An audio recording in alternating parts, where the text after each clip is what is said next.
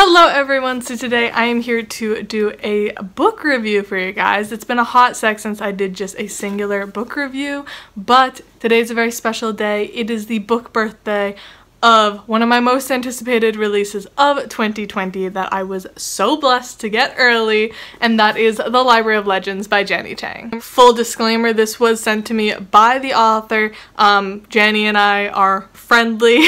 She is the person who wrote my all-time favorite book ever in the history of the world, Three Souls, and also wrote another absolutely fabulous 5-star book for me, Dragon Springs Road. So she was very, very kind and sent me this book early. I read it about a month ago, but today I am here to sit down and give you guys a full, succinct review on this book. There will be a reading vlog coming out, I'm pretty sure basically at the same time as this video, that I did like a vlog style reading review kind of thing for this book also, just because I did read it a month ago, so I wanted to have my initial thoughts on camera also, but also have a review after I kind of got to sit on it for a while and like really think about my feelings for this, because obviously initial feelings can be very, very different one way or the other with a book, so that's how I kind of wanted to do it.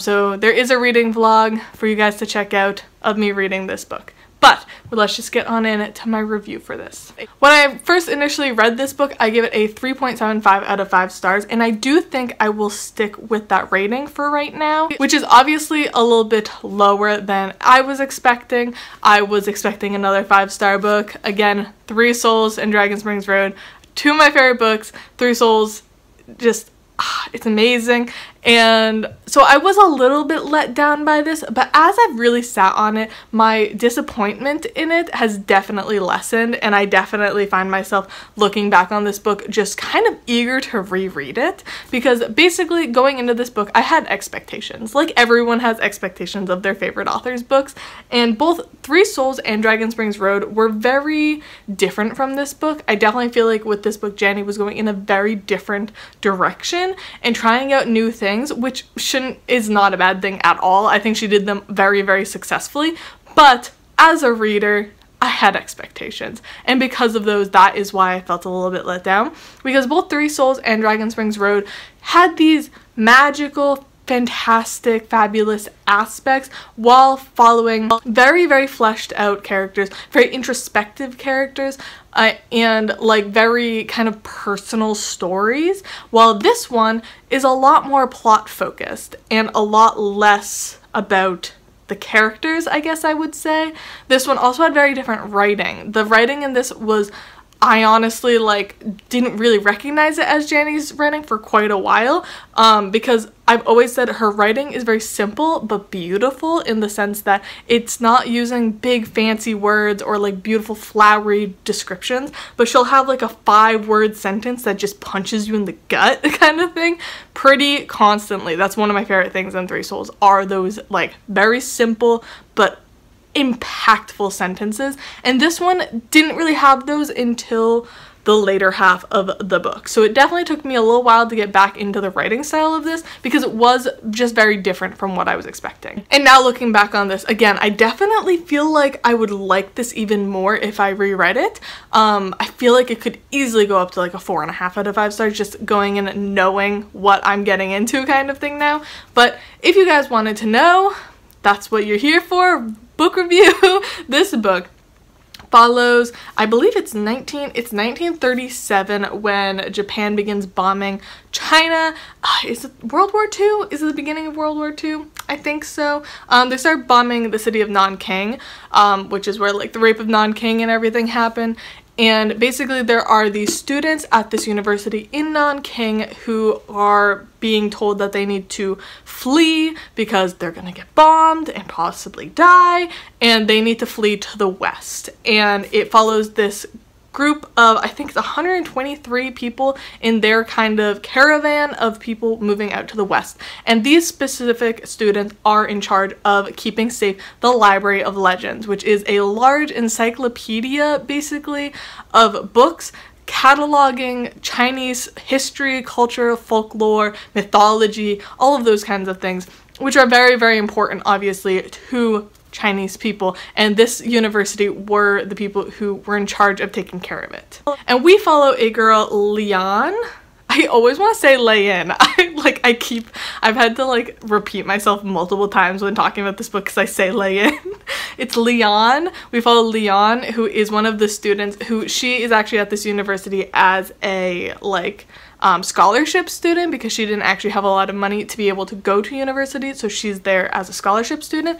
And we follow her, and she specifically went to this university for the Library of Legends. Like, she is very, very interested in the Library of Legends and reading them and learning about them and all of that kind of stuff. So when she gets to become part of the caravan that's actually taking care of these books, obviously it's very special to her and all of that good stuff. And we also follow, what was his name? Xiao Ming? I'm pretty sure we call him Xiao. We also follow Xiao, who is one of the rich university boys who he and Leon meet because they are out in the city when one of the bombings starts, and they kind of find each other in the streets and come back together and go back to the university together.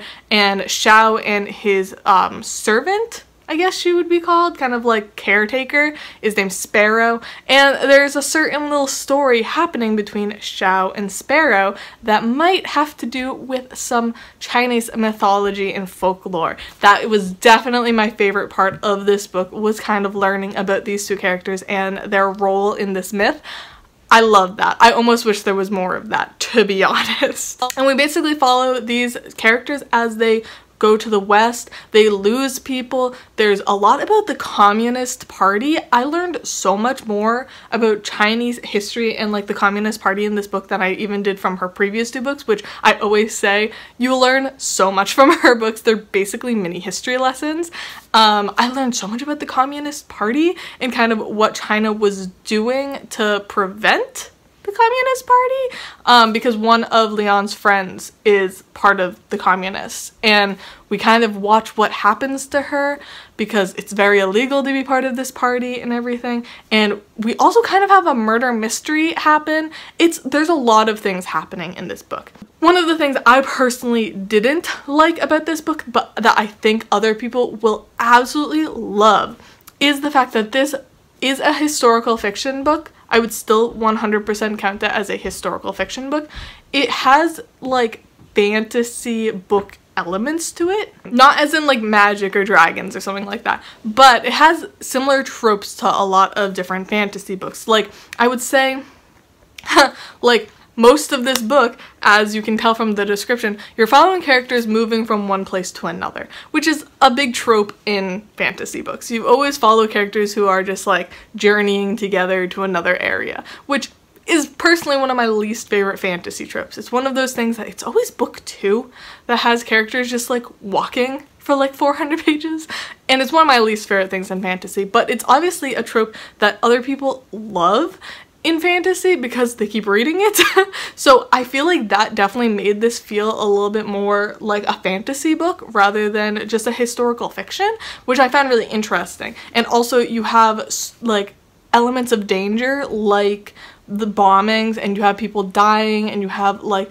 the intervening of the government, and like all of these kinds of things that I think people who love fantasy but want to get into literary or historical fiction would love this book. I feel like it would be an amazing stepping stone to go from fantasy to a literary or historical fiction. It obviously also has quite a bit of magic, I guess you could call it, because of the folklore and mythology and stuff that we're following, that I definitely think gives it that extra spark. Like, I feel like if that wasn't there, this book could have been pretty boring, but with that little bit of oomph from the mythology and folklore and Xiao and Sparrow, it definitely makes it so fantastic and interesting, and definitely gives it that little bit more magic. So now I'm just gonna get into a little bit more about my feelings. As I said earlier, when I first finished this book, I was a little bit disappointed, and I definitely think you can see that in my reading vlog, and I'm obviously not going to edit that or anything to change it because those were my initial feelings, was I was disappointed.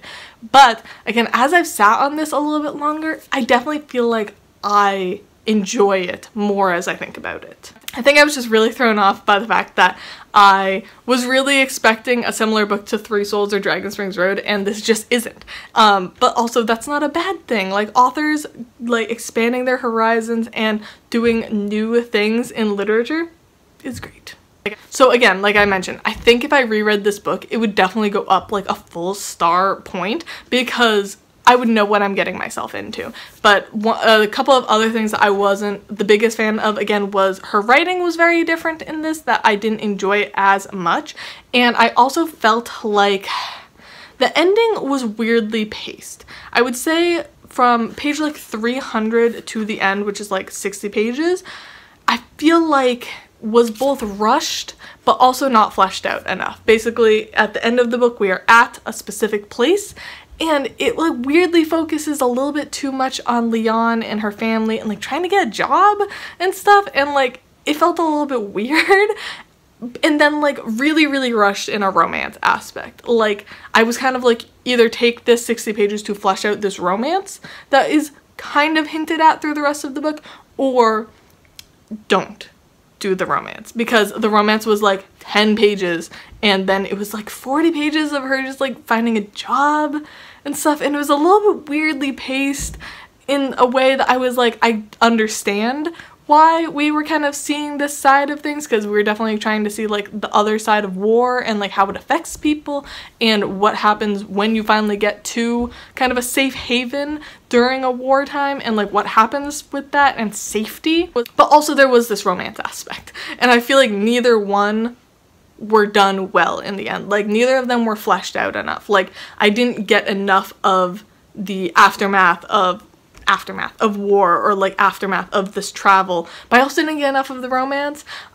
So the ending was definitely a little bit of a letdown in my opinion just because of that, but the lead up was really awesome. My favorite things in this book was definitely the characters. I loved Xiao and Sparrow were so great, which I found really interesting that I didn't care that much about Leon, like our main character, but Xiao and Sparrow, loved them. I also really loved the professor, who I forget his name now, but I also really loved him. He was really great. So I found it really interesting that I liked these kind of side peripheral characters a lot more than our actual main character. I guess Xiao and Sparrow are technically main characters, but I liked them a lot more than I liked Leon. I found Leon a little bit flat, but she was an interesting character to read from because she was just kind of watching a lot of things happen, which was an interesting perspective. It was very Murakami-esque. So I really loved our characters, and also after I kind of got used to this like movement plot line, I did start to enjoy it a lot more. We got to see so many different parts of China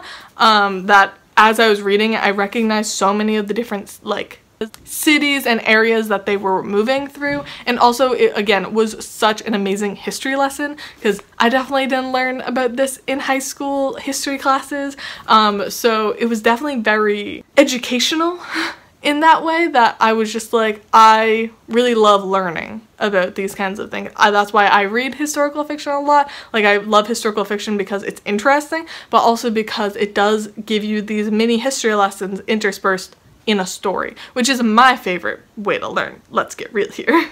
I also really loved the idea of the Library of Legends. I thought it was really fantastic, and also again all of the mythology and folklore that was woven throughout this tale, and also just like literally reading the actual myths and stuff I thought was so fun and so interesting. I always love like the mixture of mythology and folklore into books. I think it's just fantastic.